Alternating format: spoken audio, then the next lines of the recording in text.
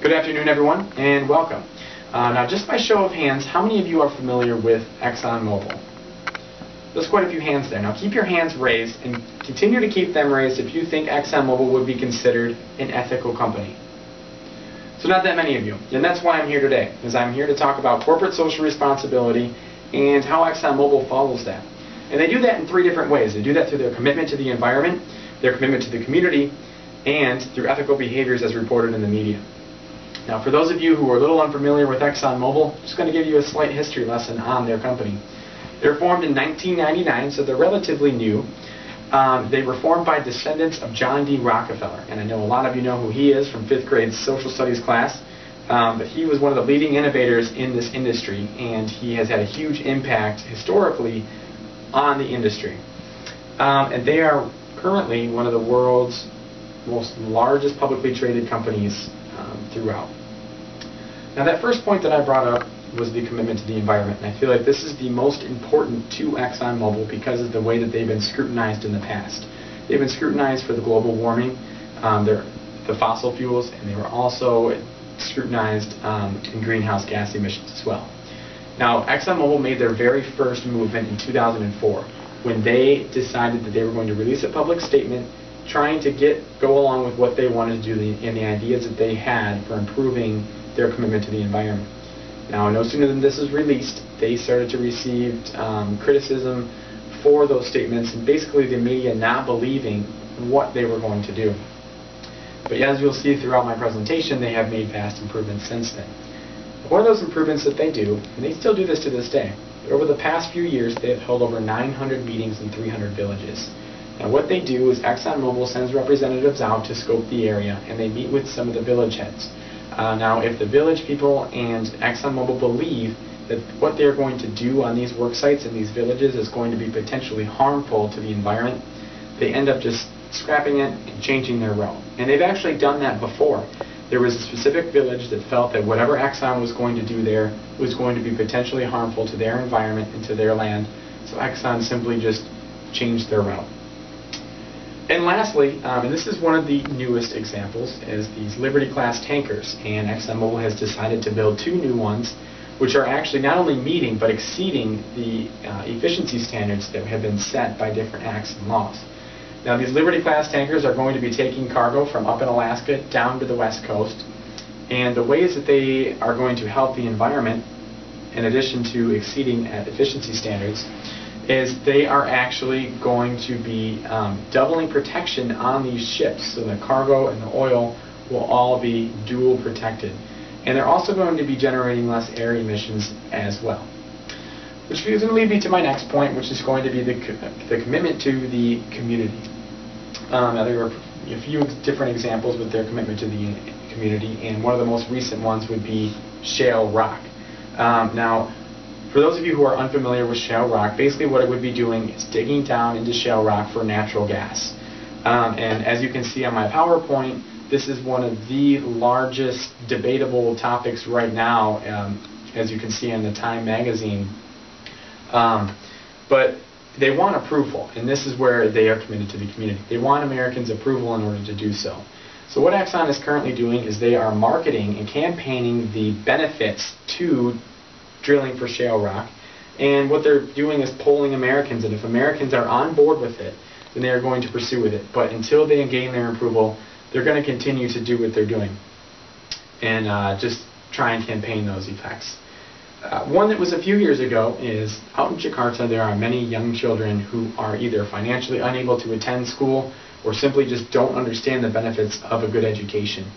And ExxonMobil continues to donate stationery, and up to this point they've donated over 3,000 different stationery items to help these children understand the usefulness of the education and getting them a good education. And lastly, their commitment to the community is, again, I'm going to bring up the Liberty-class tankers example. Now, the construction of these is going to bring up 1,000 jobs, 1,000 direct jobs that this is creating. So not only are they exceeding the standards, but they're also getting jobs along with this as well, which, as you all know, we could really use in America right now.